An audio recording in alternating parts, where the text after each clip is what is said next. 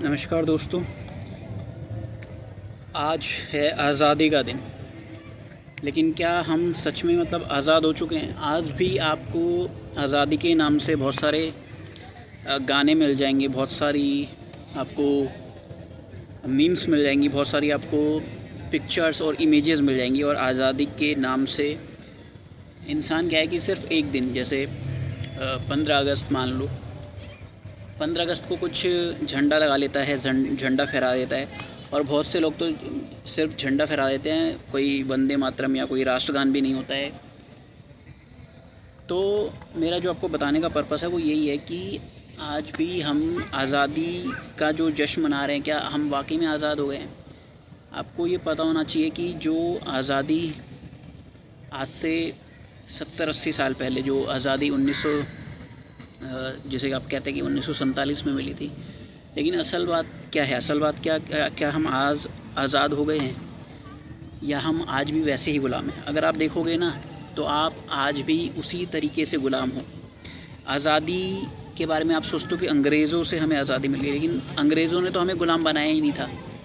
हमें ग़ुलाम बनाया था हमारी मानसिक स्थिति ने, और वही मानसिक स्थिति आज भी बनी हुई है। क्यों? क्योंकि जब आप देखोगे पीछे जाके, तो उस समय जो क्रांतिकारी रहे थे, जैसे भगत सिंह, राजगुरु, सुखदेव, चंद्रशेखर आज़ाद, या और भी बहुत सारे नाम हैं, तो जब आप देखोगे तो आपको पता चलेगा कि जो उनकी मुखबिरी की थी, उन लोगों को मरवाने में या उन लोगों को फंसाने में जिनका हाथ था, वो अंग्रेज़ नहीं थे, वो भारत के ही हिंदुस्तानी थे, वो भारत के ही भारतीय लोग थे, जिन्होंने उनका वो जहाँ भी छुपे हुए थे उनके बारे में बताया था, या फिर उनके ख़िलाफ़ जिसने भी केस लड़ा था। तो आप जाके जब पता करोगे तो आपको पता चलेगा कि जिन्होंने भी हमारे देश के क्रांतिकारियों के ख़िलाफ़ केस लड़ा था, वो कोई अंग्रेज़ नहीं थे, वो इसी भारतीय समाज का हिस्सा थे। और उन्होंने उनके ख़िलाफ़ केस लड़ा या उनकी मुखबिरी करी, उनके बारे में अंग्रेज़ों को बताया, तो वो सिर्फ बहुत छोटी चीज़ों के लिए था। वो सिर्फ किसी छोटी मोटी नौकरी के लिए, सेना में नौकरी देने के लिए, या फिर कोई अच्छा पद देने के लिए, कोई पियोन की नौकरी देने के लिए, इन छोटी मोटी चीज़ों की नौकरियों के लिए उन्होंने ये काम किए थे। या फिर वकील ने काम किया था कि उसे और ज़्यादा पैसा मिल जाएगा, या उसे और ज़्यादा किसी अच्छी बेंच में उसको शिफ्ट कर दिया जाएगा। तो ये सारी चीज़ें के कारण उन्होंने हमारे जो देश के क्रांतिकारी थे उनके ख़िलाफ़ केस लड़ा था, उनको फंसाया था, उनके लिए मुखबिरी करी थी। मुखबिरी का मतलब होता है कि आप किसी की इन्फॉर्मेशन दे रहे हो, जबकि सच्चाई कौन थी? सच कौन थे? सच के साथ जो थे वो हमारे देश के क्रांतिकारी थे, हमारे देश के वीर जवान थे। लेकिन उनको फंसाने में जिनका हाथ रहा था, वो अंग्रेज़ों का हाथ नहीं रहा था, वो हाथ रहा था जो छोटे मोटे चीज़ों के लालच में आकर अपने आप की जिन्होंने बोली लगा दी थी, जिन्हें आप आज के समय के हिसाब से जयचंद भी कहते हो, जिनको आप आज के समय के हिसाब से जयचंद का नाम देते हो। और जयचंद जब आप जयचंद कहते हो तो उससे यही पता चलता है कि जयचंद ने अपने ही लोगों की, अपने ही जो साथी थे उनकी मुखबिरी करके उनको फंसा दिया था या उनको मरवा दिया था।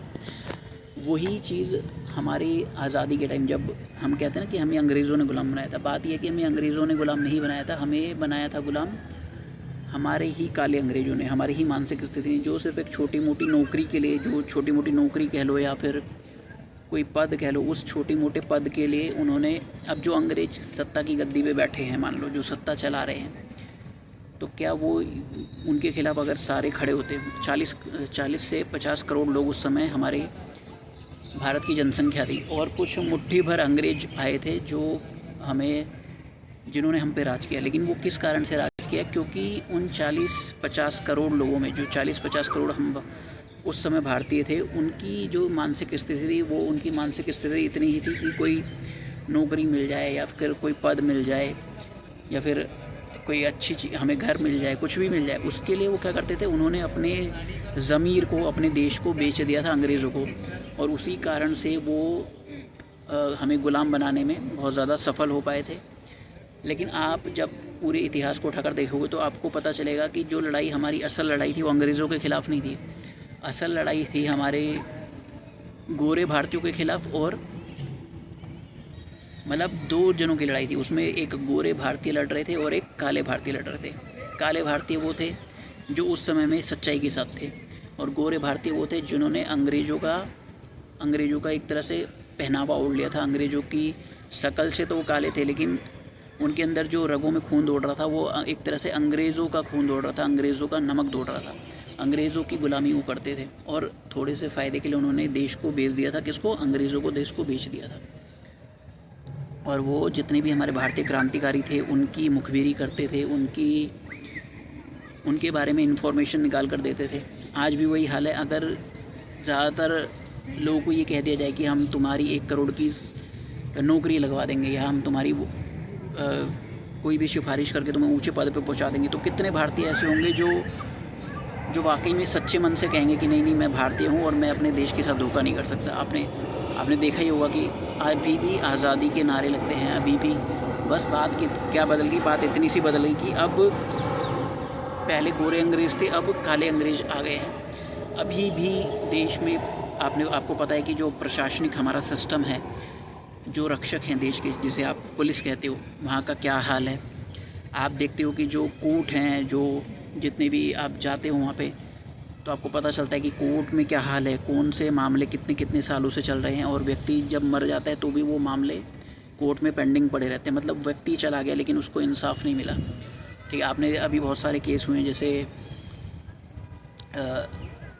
एक श्रद्धा का केस हुआ था, श्रद्धा, और दूसरा जो केस हुआ था वो अभी हुआ था शिलोंग वाला, शिलोंग था, या मेरे ख्याल से शिलोंग का ही था वो केस, जिसमें हाँ राजा रघुवंशी वाला केस, मैं उसकी बात कर रहा हूँ, राजा रघुवंशी वाले केस की।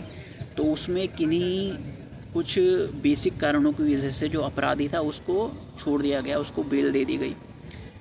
तो मैं आपसे ये पूछना चाह रहा हूँ कि क्या वाकई में हमारा देश आज़ाद हो गया? क्या आज भी जो 80 करोड़ लोगों को अनाज नहीं बांटा जा रहा है? क्या आज भी हमारे स्कूलों की जो व्यवस्था है, क्या हमारे स्कूलों में ढंग से बैठने के लिए जो डेस्क होते हैं वो हैं, या क्या पानी पीने के लिए ढंग से? कई स्कूलों में, आप अगर गांव के स्कूलों में जाकर आप देखोगे तो आपको पता चलेगा कि वहाँ की हालत इतनी ख़राब है कि बच्चों के लिए वहाँ ना वॉशरूम है, ना वहाँ पे पीने का पानी है, और अगर या तो बच्चों को मिड डे मील का खाना मिलता नहीं है, और अगर मिलता है तो उसमें कीड़े आते हैं।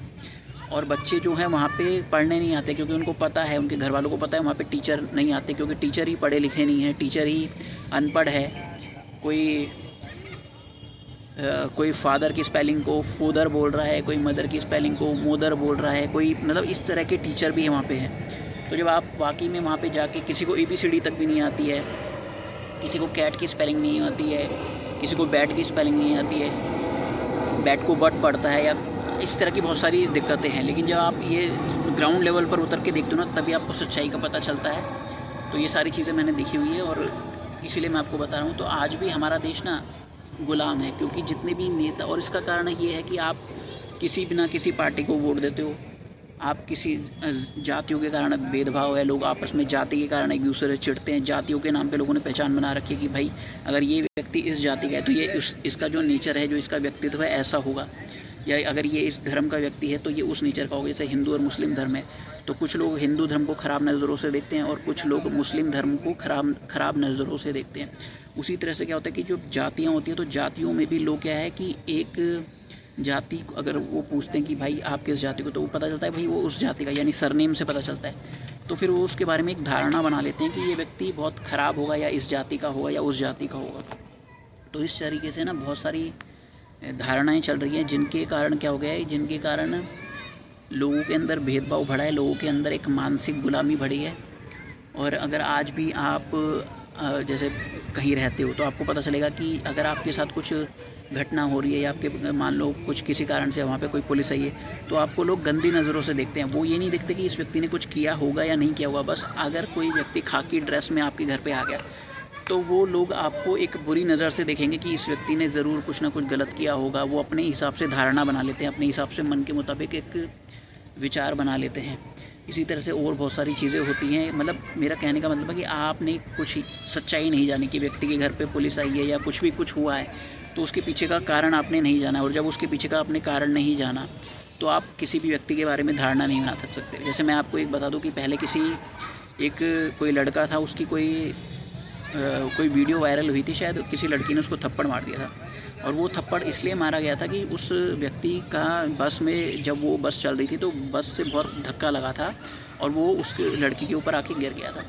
तो लड़की ने, मतलब उसने सॉरी भी बोला, लेकिन लड़की ने उस चीज़ को नहीं समझा और उसे 2-3 थप्पड़ मार दिए, ठीक है। और वो वीडियो किसी ने बना ली, तो वो वीडियो वायरल होगी और उस लड़की की ज़िंदगी बर्बाद हो गई, क्योंकि उस लड़के को सब एक टीज़र के तौर पर, एक गंदे आदमी के तौर पर देखने लगे समाज में, जबकि उस लड़की की कोई गलती नहीं थी। उसने बाद में अपनी सफाई भी देने की कोशिश करी, मगर किसी ने उस चीज़ को समझा नहीं और फिर अंत में आके उस लड़के ने सुसाइड कर लिया, उस लड़के को सुसाइड करना पड़ा। तो मैं आपको ये बताना चाहता हूँ कि आज भी जो हमारा देश है ना, वो सिर्फ गुलाम है, वो ऊपर से चीज़ों को देखता है, अंदर से समझने की कोशिश नहीं करता है। और आज भी अगर भारत में आप किसी को अच्छी नौकरी ऑफ़र कर दोगे या अच्छा सैलरी ऑफ़र कर दोगे या अच्छा पद ऑफ़र कर दोगे, तो वो अपने आप को बेचने के लिए तैयार हो जाएगा। जैसे कि मैं आपको एग्जांपल देना चाह रहा हूँ, जो नीट का एग्ज़ाम्स लीक हुए, वो क्यों लीक हुए? क्योंकि कुछ लोगों ने पैसे देकर वो पेपर को ख़रीद लिया, मतलब, और उसके अंदर शिक्षक भी शामिल थे। शिक्षकों ने क्या किया, कुछ पैसे के फ़ायदे के लिए, जबकि उनकी पहले से ही नौकरियाँ लगी हुई है, कुछ पैसों के फ़ायदे के लिए उन्होंने उस पेपर को लीक करवाया ताकि उनको फ़ायदा हो। इससे किसकी ज़िंदगी बर्बाद हुई? एक तो बच्चों की ज़िंदगी बर्बाद हुई जिन्होंने इतने सालों तक तैयारियां करी, और इस वजह से जो अच्छे लोग हैं, जो बहुत, मेरे ख्याल से थोड़े कहूँ या ज़्यादा कहूँ, ये तो आप ही देख सकते हो, आप ही इस चीज़ को निकालो, क्योंकि मैं तो जानता हूँ सच्चाई क्या है। तो जब आप एक बेसिक लेवल पे जाके आप देखोगे कि सच्चाई क्या है, तो आपको पता चलेगा हर चीज़ में करप्शन है। भारत में नकली पनीर बिक रहा है, भारत में इंजेक्शन वाले आम, फल, आप कोई भी फल उठा के देख लो, भारत में आपको इंजेक्शन लगे हुए फल मिल जाएंगे, जिसके अंदर उसको जल्दी पकाने वाला इंजेक्शन लगाया जाता है, लेकिन उस इंजेक्शन के लगाने से उस फल के अंदर जहर भी फैल जाता है। और जब वो जहर वाले फल को आप खाते हो तो वो जहर आपके शरीर में भी जाता है, और वो जहर जब आपके शरीर में जाता है तो क्या होता है कि उससे आपको एक नुकसान होता है, वो उससे आपको कैंसर होने का खतरा रहता है। ऐसी बहुत सारे नूडल्स कंपनियां हैं, अगर आप चाहोगे तो उसकी जो परसेंटेज थी कीटनाशक वाला, जो उसमें एक तत्व होता है कीटनाशक वाला तत्व, वो मिलाने की जो परसेंटेज थी पहले, वो 0.01% थी, और वही परसेंटेज अब हो गई है 0.10, यानी पहले 0.01 थी, यानी 0.01% थी, और अब जो उसकी परसेंटेज हो गई है वो हो गई 10%, यानी 0.10% उसकी परसेंटेज हो गई है। और उस वजह से क्या हो रहा है, लोगों के अंदर बीमारियाँ फैल रही है, लोगों के अंदर जहर फैल रहा है। आज भी आप जाओगे तो आपको सरकारी हॉस्पिटलों में आपको बहुत लंबी लंबी लाइनें मिलेंगी, 24 घंटे आपको लाइन में लगे हो जाएंगे, लेकिन आपका नंबर नहीं आएगा। आप अगर आज के समय में जाओगे तो आपको 3-3 महीने बाद की डेट मिलेगी। तो ये सब कुछ हो रहा है भारत में, जिसको अभी 80 साल आज़ाद हुए हो गए, आप ऐसा मानते हो, लेकिन आज भी 80 साल आज़ाद हुए नहीं हुए, क्योंकि आज भी काले अंग्रेज उस पर आकर बैठ गए हैं और सत्ता को चला रहे हैं। और इसका एक ही कारण है कि जो पार्टियाँ आप बदल देते हो, क्योंकि जो भी पार्टियाँ बदल रही हैं उसकी वजह से क्या हो रहा है, एक व्यक्ति आके उस पर बैठ रहा है कुर्सी पे, लेकिन वो व्यक्ति क्या कर रहा है, अब उस व्यक्ति ने अपने आप को बनाना शुरू कर दिया। मान लो कोई किसी भी व्यक्ति को आपने वोट दिया, ठीक है, अब वो गद्दी पे बैठ गया, तो वो आपको बाद में बढ़ाएगा, वो पहले अपने आप को बढ़ाएगा। क्यों? जैसे कि आप मान लो कोई व्यापारी है, वो दुकानदार है, तो वो क्या सोचेगा कि पहले मेरी दुकान बड़ी हो जाए, मेरा घर के बच्चों का सक्सेसफुल हो जाए, मेरा घर बन जाए। उसी तरह से कोई नौकरी वाला व्यक्ति है, वो भी क्या सोचता है कि मेरे को मेरी ज़्यादा सैलरी हो जाए या मेरे घर के बच्चे अच्छे स्कूलों में पढ़ ले। उसी तरह से जब कोई व्यक्ति किसी गद्दी पर, नेता की गद्दी पर आके बैठता है, तो वो व्यक्ति ये सोचता है कि मेरा बेटा मुख्यमंत्री बन जाए, या मेरे बाद मेरा बेटा मुख्यमंत्री बन जाए, या मेरा ये जो सत्ता है वो मेरे घर परिवार वालों को मिले। सबसे पहले इस सत्ता की वजह से मुझे फ़ायदा हो जाए, क्योंकि उनके हाथ में सारी चीज़ें होती हैं, उनके हाथ में पुलिस भी होती है, उनके हाथ में आर्मी भी होती है, उनके हाथ में ईडी सीबीआई भी होती है। ठीक है, मैं किसी एक पार्टी की बात नहीं कर रहा हूँ, ये सभी पार्टियों में हो चुका है, पहले भी हो चुका है और अब भी हो रहा है। हाँ, थोड़ा बहुत ये फ़र्क रह सकता है कि किसी ने ज़्यादा किया, किसी ने बहुत ज़्यादा किया, यानी दोनों ख़राब है, लेकिन किसी ने ज़्यादा ख़राब किया, किसी ने उससे कम ख़राब किया, लेकिन ख़राब दोनों ने ही किया है। तो यही मेरा आपको समझाने का पर्पज़ था। आज भी हम आज़ाद नहीं हुए हैं, और जो हमारे क्रांतिकारियों को फंसाया गया था वो अंग्रेज़ों ने नहीं फंसाया था, वो भारतीयों ने ही फंसाया था, वो काले भारतीयों ने ही फंसाया था, ताकि उनको कुछ फ़ायदा हो जाए। और आज भी ये चीज़ें हो रही हैं। इसीलिए मेरा तो यही मानना है कि शायद आज भी हम गुलाम हैं, मानसिक तौर से गुलाम हैं। आज़ाद नहीं में बहुत थोड़े से लोग आज़ाद हैं, क्योंकि उस समय 50 करोड़ की आबादी थी। तो उस समय जब 50 करोड़ की आबादी थी तो सिर्फ क्रांतिकारी कितने थे? 100-150 बस। ठीक है। और आज 150 करोड़ से ज़्यादा की आबादी है, लेकिन आज मेरे ख्याल से क्रांतिकारी कोई भी नहीं है, कोई भी नज़र नहीं आता है आपको क्रांति करते हुए। और कुछ लोग नज़र आते भी है तो उनको दबा दिया जाता है या उनको बैठा दिया जाता है। यही मेरा आपको पर्पस था बताने का। इस बारे में आपके क्या ओपिनियंस है, आपके क्या कमेंट्स है, आप मुझे बता सकते हो। और कोई भी आपकी प्रॉब्लम है लाइफ से रिलेटेड या कैरियर से या किसी भी चीज़ से रिलेटेड, आप मुझे फ़ोन कर सकते हो, कॉल फ्री है।